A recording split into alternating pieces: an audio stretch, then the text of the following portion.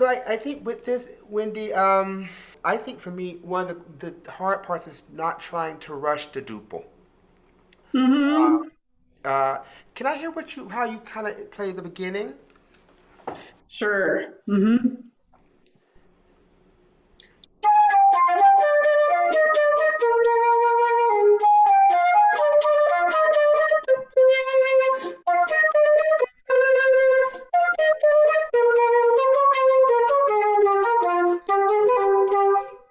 I like that. I like that. I think I tend to play maybe just I'm not warmed up, so excuse this. I tend maybe to play just a little bit shorter.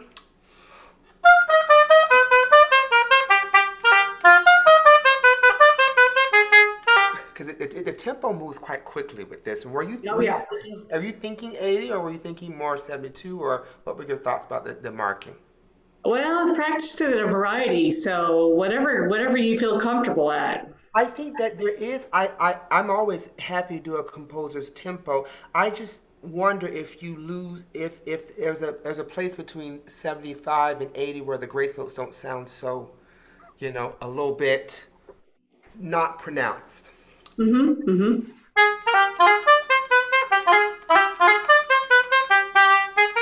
So I think I'm gonna spend a couple more days, well, probably tomorrow night, just really getting thoughtful about this, and then I'll probably email you.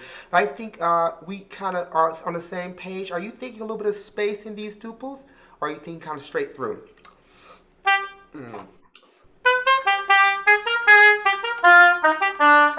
Or how do you think? Are you the dee ba ba ba ba ba ba ba ba? How do you think about those? The duples. I love to have the contrast really brought out there. Yeah. It's the rhythmic excitement of that contrast between the triples and the duples. So Yes. maybe short really brings that out a bit more. So What do you think? are you thinking one da ba ba or do you think it ba ba ba ba ba ba ba ba ba? So you think of the whole all three notes as one unit or one and two? Yeah, one and two. Ba ba bee ba ba bum. Okay, Mm-hmm. cool. All right, I think I feel that. I feel good about that. How are you doing with the page turns? That's what I'm intrigued with. I've got them all taped together.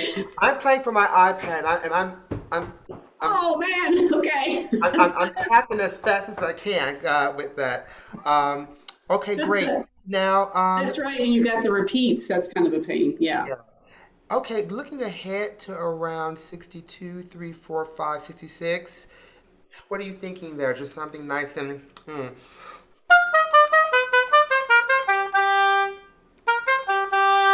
dee, dum, dum, dum, dum, dee, dum. Or something, we want something really long. Something super smooth, or do we like to highlight the rhythm there also? I liked your first take. Okay. So you keep that rhythmic intensity. I know with Fred, he says that this is again a takeoff from a dance tradition. So when he tells me that, to me, there has to always be that underlying rhythm, always driving, holding things together. And I really liked how you played it. That, by the way, that was beautiful. And that's that same gentle melody. Da da dee da dee da dee da da dee da ya da.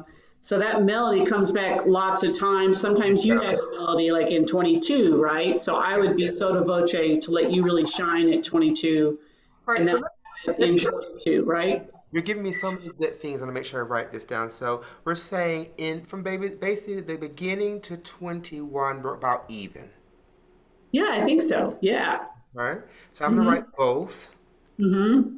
and then about take your time, yeah, if you want to grab something, and then And then 22, you've got the melody at the top part there. So I would want to just be under you. Even though we're both marked mezzo forte, I would definitely be under you. yeah, that one is actually so much fun. That's getting those kind of octaves are really not fun. So I'm gonna say I'm gonna take a lead at 22, Yeah. and then it now it seems like 42 you Then we take. switch. I have what you just had. Yes. Although it's unison, right? For those, the first 42, 43 were unison, but I would have the top melody Yeah, from the next section. good. Yeah. My only my and of course it kind of goes back and forth. My question Yep. to you, really, the big question here is: should we sound like one instrument? Should it sound like a flute and an oboe, or should it sound like one some a flobo? Like you really don't know what instruments playing. Flobo, that's a new one for me. Oh, you never heard flobo? That's I like it. Oh, Flobo's been around forever, yeah. Really? So No, I've yeah, not heard.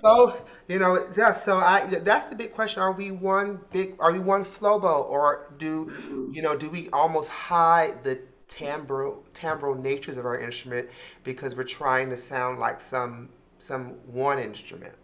I don't Well, know. we're in third so much. Yeah. And again, Fred gave me a little bit of insight here. Uh-huh. There's a female version of singing where Mhm. they're singing in pairs. Yes. Oh, So we're imitating two females singing together. So Flobo sounds pretty good, probably. yes, if I'm playing like an oboe, there's a lot more sound. uh, If I'm playing like a flobo, it's more flutish.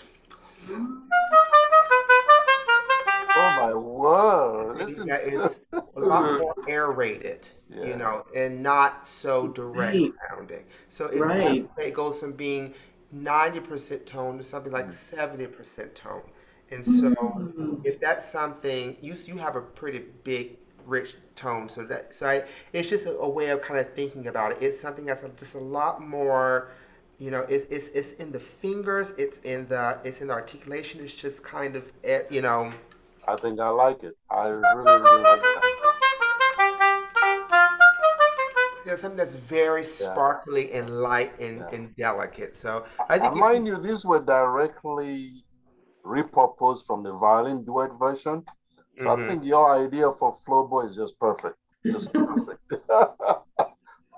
oh, First time I'm hearing that term. I've never heard Flowboy. well, yeah, well, I'm glad to hear that. Yes, Flobo is one of those things where like you are so in one sound, you kind of don't really. Is that me? You like? Is that me? I don't know. Is that me? Is that the flute playing right now? So I think that's a really great way to think about it. that's very cool. Very cool. I like it. Are there any? Are there any